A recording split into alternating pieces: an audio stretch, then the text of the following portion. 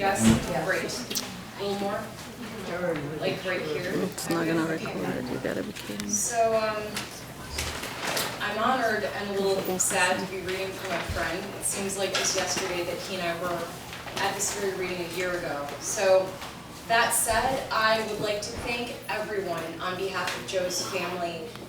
They really appreciate the phone calls, the messages, the cards, the words of condolence, so thank you officially from the Gouveia family. On a happier note, however, Joe's book, Saudades, his first full-length collection of poetry, it has just gone into its second printing. So if you would like, we have Joe's lovely wife, Josie, right there, and she is selling copies of Saudades, which I will be reading from for $18.95, so please do get your copy. It's an incredible collection of books. So I'm going to start with the first poem from that collection.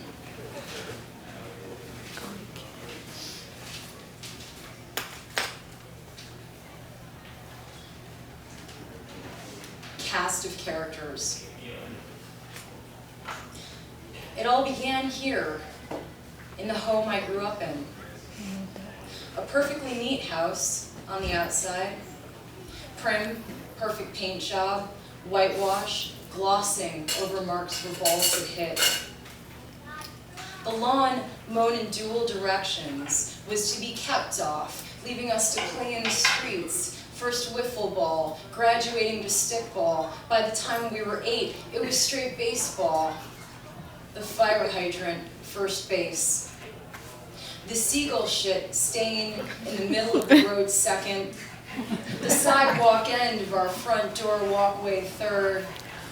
The next batter, home plate, but by dinner time, everyone would be home, on the inside, homework assignments, house chores, and everything else that had to be done today in order to have permission to play tomorrow.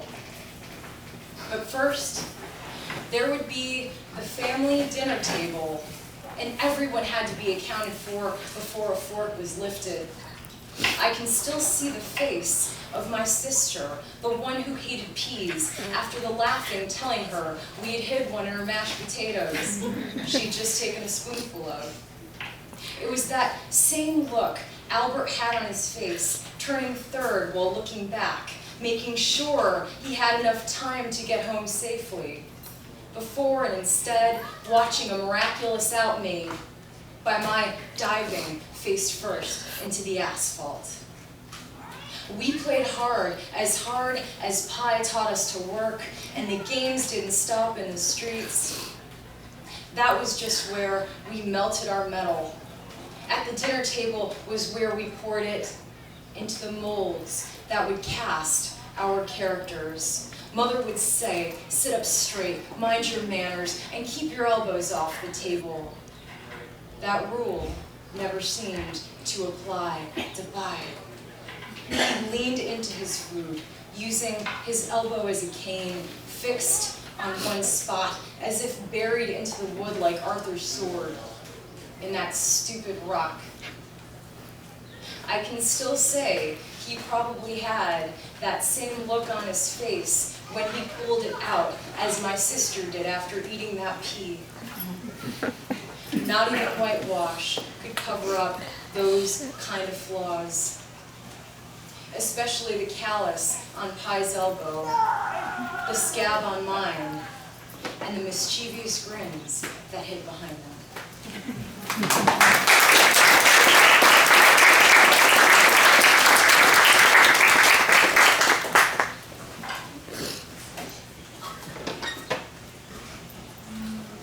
So this one is titled, The Bad Boy on Christmas Day. A family holiday, they called it. My sister being the first to report the coal in my stocking. Black, dirt, dusty, and crude. Like chalk, it used my hands as a blackboard, branding me a black sheep. No present for me from Santa. Bad boy. My siblings' fingers tore open their Santa gifts. The teeth of a hungry pit bull shred the digestible until sick. In winter's cold living room, I watched breathless, uncringing, leaving to change my clothes. T-shirt, jeans, black leather jacket. Dreams of a white Christmas made a prison break, black the new white. If this is what made the fawns so cool, so it would be with me too. Cool, black, and bad. Someday, I'd ride out of that house, passing lanes, no regrets. This Christmas Day, I'd wear a scar, carry it to the front door, weathered and in need of a new coat. Lead paint chipped and chipping, getting the bird out of the downstairs fridgeware. The red 10-speed bicycle I wanted, the chrome, shiny Schwinn leaned and was tagged, "From Santa, Merry Christmas." The rest of the family laughed, shouting, "Surprise!" So there it was, official. A tag with frostbite, a gift, this brand name bike from Santa, red, chrome, quiet, and too cold and snowy to ride today. I don't know either why St. Nick is so sneaky, nor why every Christmas, snow or no, the low riders fired up, taken out of the garage, riding it like it was stolen. Protected by the pitted chrome of an angel's bell, this machine, these tribal metallic flames, red and roaring, the chrome, black leather bags, and loud pipes, all do what the 10-speed couldn't. Ride this day, Christmas. With coal in my saddlebags, leather armoring my torso and appendages, a grain bucket on my head, and the moisture of wind's air cool upon my face.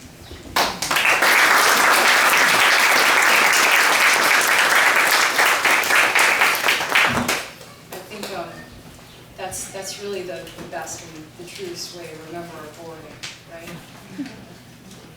Okay, this one is titled Annual Cow Slaughter, 1975. The steer hung from the timbers of that barn like St. Peter on the reversed cross. Blood pooled the barn board floor, mirroring of the ocean. My grandfather crossed, bringing old country ways to the new world. Its rear hooves clacked as the knot tightened in hoisting, his front hooves tied, pointing toward its hell, an inversion of its killers' lives. Sacrificing this beast prevented a Last Supper. The bullet in its temple served our winter dinner tables. Carne de vina de arroz, garguela, with the blood we'd make chorizo. But first came bleeding, the slitting of the throat. I remember my Americanized aunt prayed to my father, wailing that I was too young to witness slaughter, but this was my body, my blood, my ascension. As my 11-year-old hand reached for the knife, the same way my 3-year-old body leapt to grab malasadas at Festa, Tia Maria screamed, running away from the slaying and butchery back to the house where the women cooked whatever we killed. Under these pegged beams, only men remained. Now was my moment. During roughest time of year, I'd cut the throat to bleed the cow, preparing meat for meal. Pie would butcher the beast later. First I'd slit its throat, enter the world of men who feed their families. Fear poured over my brow to my lips. The taste of vinegar marinated me. I can still feel Pie's hand clenching mine. He made me push harder, the way a man would, making cattle bleed for steaks.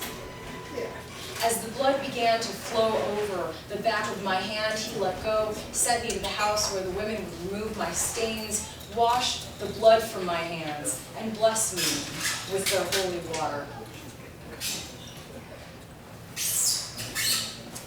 So, this one Joe wrote. It's titled Diffusion, and this poem is dedicated to the first time he ever saw his wife, Josie. So, the diffusion. She was soft light, smooth, diffuse with few shadows. He was hard light, creating bright and dark areas simultaneously. His point source was the sun, a direct light producing dark shadows where he liked to hide. Her light source illuminated in several directions, exposing all, coming from the entire dome of the sky, from a number of smaller suns. Not just the big one he relied upon, his sharpened, leaving crisp edges and distinguished differences. She was less black and white, a broad light wrapping completely around her subject. Early and late in the day, she had a warm, golden glow. Frigid temperatures found her more bluish with the noontime shade, partially obscured by reflective atmospheric light. He used his darker shadows as design elements, used her bright subject against his very dark background, softening the scene with fill flash whenever within range. The effect was emphasized by increasing exposure on hazy days when overcast interior rooms would flood with her even more lighting, bouncing off walls and ceiling. His hard edged shadows crisply outlined details, almost forming an abstraction, always having to choose between properly rendered highlights or shadows. He created contrast with his one-dimensional light. Her diffusion softened his colors and texture, making the shadows indistinct, lessening the limited range between the darkness and the light.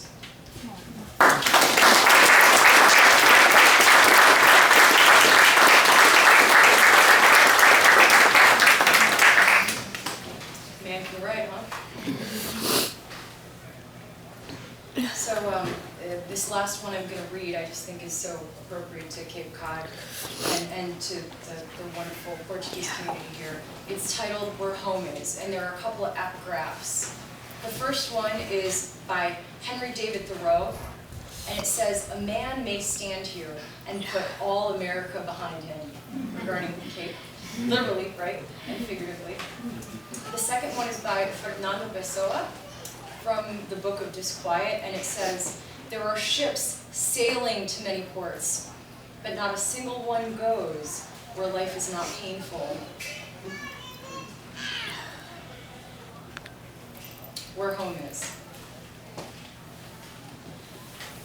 This is where I lay me down to sleep, not in the city, nor its suburbs, but here, in the sands of a beach town, where natural beauty far exceeds fashion, where dirt roads, first formed by horse and buggy, later paved for automobiles, racing rum runners to moonshine, used by Portuguese prohibition smugglers, from Provincetown to hide the goods, roads leading to the sea which salts our wounds, like codfish, sun-dried and preserved.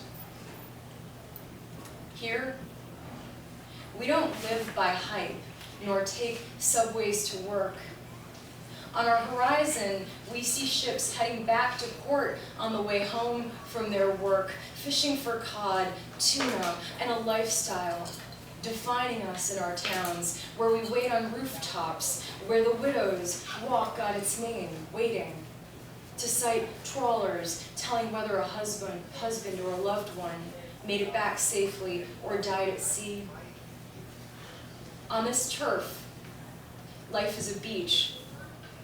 A zillion grains of sand compose our national seashore, where wildfires and logging destroyed this once vibrant, exotic forest, now sand dunes where scrub pines spread, hugging the earth, holding her to fight off erosion, the way Portuguese widows hug old wedding photos while waiting for a ship long overdue, never to return, left longing for their dead, what our people call Saudades.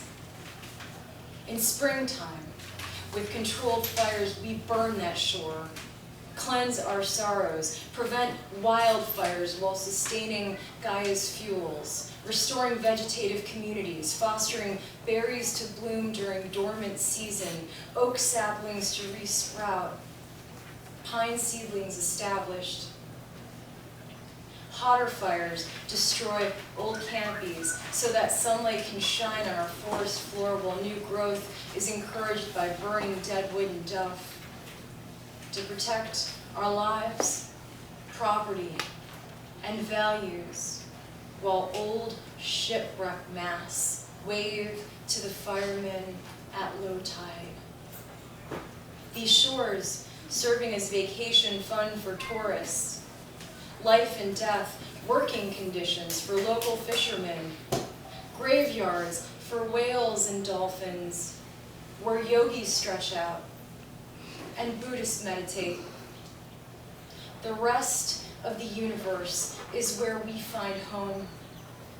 Our lives, that place where we turn our backs on the rest of the world, breathe in the salt of our wounds, mourn after the loss of even our moorings, dive into that ocean of loss and longing. In it, make love, cast a rod, hope for a keeper, find peace. Thank you.